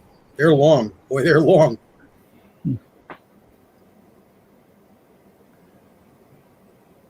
Walter, that coil is not cheap, but man, it works. I like the seafoam for gas additive. Mm-hmm. I got some seafoam here somewhere. I use it in all my small engines. Yeah, seafoam's good stuff for that. Coil's just a really good penetrating oil. I won't even fill a gas can without putting seafoam in it. Yeah. I use Stable a lot. My brother used Marine Stable. Yeah. Even in his truck. Constantly. Seafoam does the same thing. I think it does a little more. But yeah, it's the same thing. It stabilizes the fuel. Mm-hmm. Good night, Mike. Have a good weekend, man. Don't work too hard. It's a holiday. Yeah. With Labor Day weekend. Yeah. With gas the way it is nowadays, with so much of that corn stuff in there, man, you just gotta. Yeah, it's okay if you burn it every day, but if it sits in a motor, it'll kill it. Now, there's an interesting fact. I knew I'd seen guys spraying coil down in gun barrels for a lot of. Yep. I've soaked a number of leaded barrels out with it. Plug one end and fill it up and push out lead snails. Idaho, we can probably do that. I do not own an APP press, so that might be a. What's the problem you're having with it? He's asking for a friend. Of course he is, but ask the friend what he thinks. I think that's the press I just bought that I use for sizing my cast bullets. Yeah, that's what I use mine for.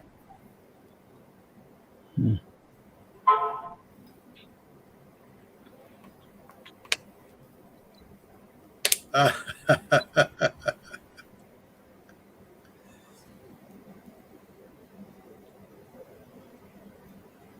tell you, Fuzzy, I've got something called a Thunderwear. It's like a fanny pack, but it's real flat. It goes inside your pants.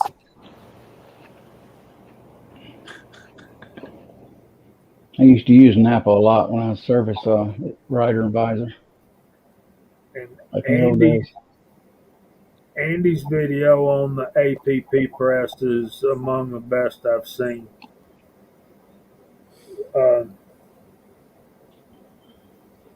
Andy's forgot more about casting and reloading than I'll ever hope to learn. I'm still fairly new at it myself. How long you been doing it, Jamie? About 5 or 6 years.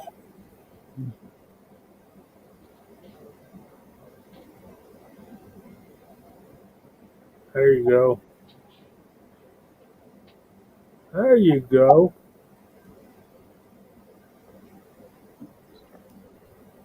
Yeah, I've learned a lot from a lot of you guys out there, and I think one of our responsibilities as casters and loaders is to spread the knowledge to those that are just starting, and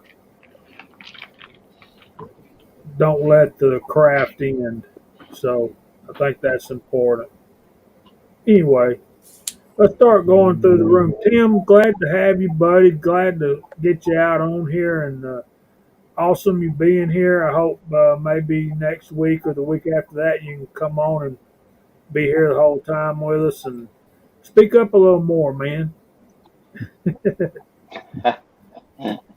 What are you going to be working on this week? I'm just soaking it in like a sponge. So, anything you want to tell the folks out there? Let's see. I'm going to try to work on moving some stuff around. Try to move my reloading into spare room. The casting stuff, I'll have to put that somewhere outside near the garage or something like that. What else? Let's see. Simplified all my brothers. Good night, Bry. And God bless everybody.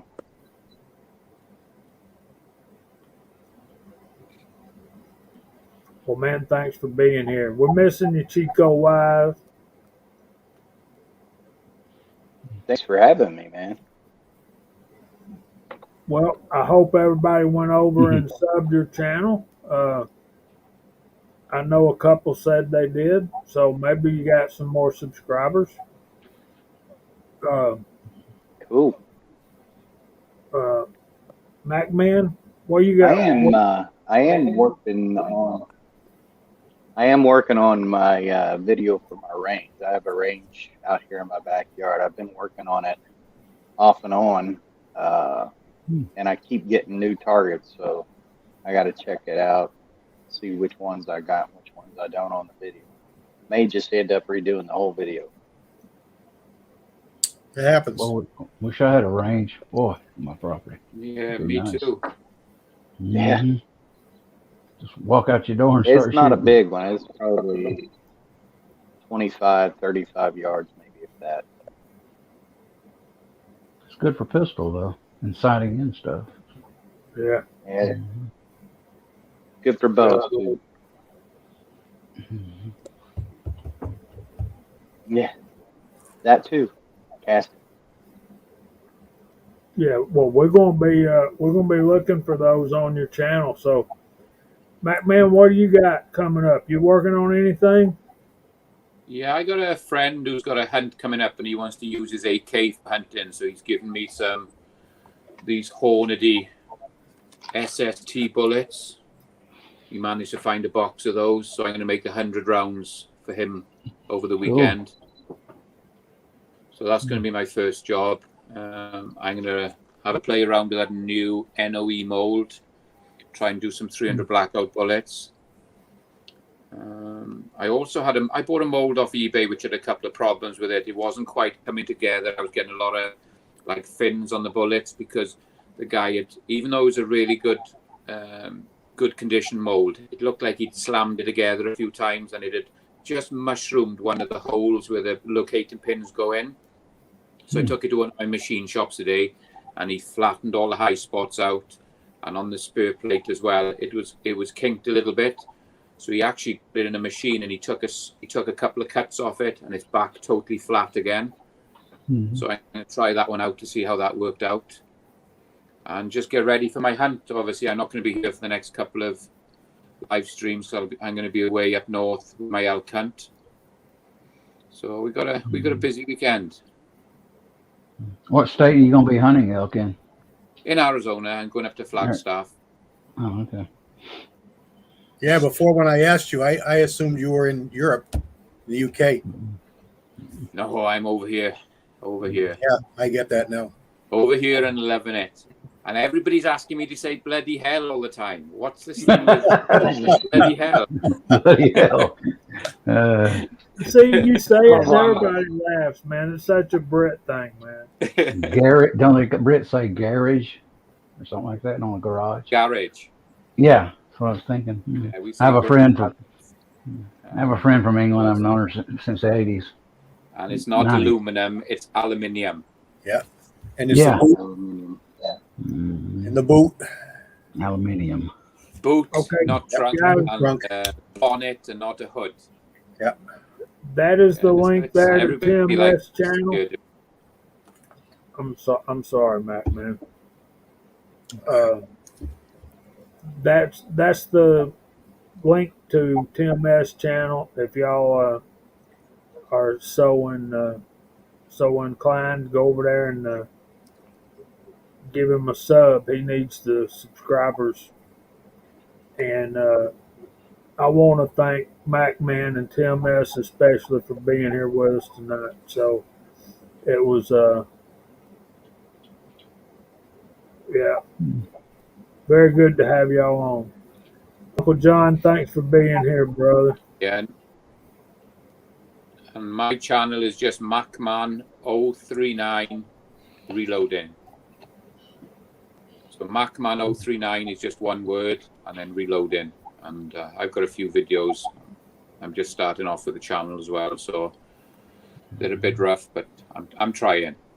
They were Well- pretty good. They weren't so rough. I can't remember if I subbed you, Mike, but I will. I'll do it tonight. Seems like Yeah, I'll I look tried for you to. too. And I just like to say thanks for having me on. It's been great. I've only recently started watching your channel, and it's great to be on and start seeing you guys. And thanks for all the help. I really appreciate it. Well, we're running out of time, Walter. I'll try. Let me see. AR, tell us what you're working on while I see if I can do this for my you brother in arms here, Mr. MacMan. I'm gonna get probably a 9mm die set, probably Lee 4 die set deluxe, and I may get a primer. I don't know if I'm gonna get RCBS or Lee yet. Haven't decided. Outside of that, that's about it. And maybe working on my car occasionally. I've got to get it out. Again. Do what? Say that again, please. Oh, working on my car. No. What kind? You said you're going to get a 9mm. Lee 9mm die set, deluxe. I'm gonna get probably a bench primer, Lee or RCBS. Now I'm gonna be working on my car a little bit. Probably get some battery tools, Milwaukee, for it. At least I'm gonna try to work on that car. In my old age, it about kills you. I can't find it, but I will before next time. There's Tim S.'s channel. And there's MacMan's channel. Thanks, Chico. You the man, dude. Y'all see why I miss my man Chico so much? Yeah. Anyway. Quick on the draw, Chico. Yeah, I'm sub to you, Tim. I thought I might. Thank you. Thought it was. Y'all can probably copy and paste that into a YouTube or just a browser. You can post open a browser if you get to HTTPS, and it'll take you right there. So y'all please go sub MacMan. And I looked, I couldn't find you, but I'm going to go as soon as we're good done here. And we are almost to that. What you got working on, CW? Oh, not much. A couple bullets. I got a new mold. I just did a video on it, so I'll be playing with those bullets. And I just wanted to tell everyone that I spoke with Master Sergeant Bulldog this afternoon, and he's doing well. He's okay. He made it through the storm. He just has no power for a while, so he's got to get the phone charged in the truck type of thing. So, but he's okay. His family's okay, and he just want to tell everybody thanks for the kind words. He's down in Louisiana, if you don't know. Oh yeah, heard about that. The eye of the storm went right over his property. Wow. Yeah. Scary stuff. I was sub to you, MacMan, but I didn't have the notification on. I got that on. That's it. Yeah. God bless everyone. Hope you have a great week, and we'll see you next week here in the same channel, same time. Amen. Have a good one. And Love you MacMan, guys. as soon as you get back from your trip, I want to have you on again so we can get your channel out there.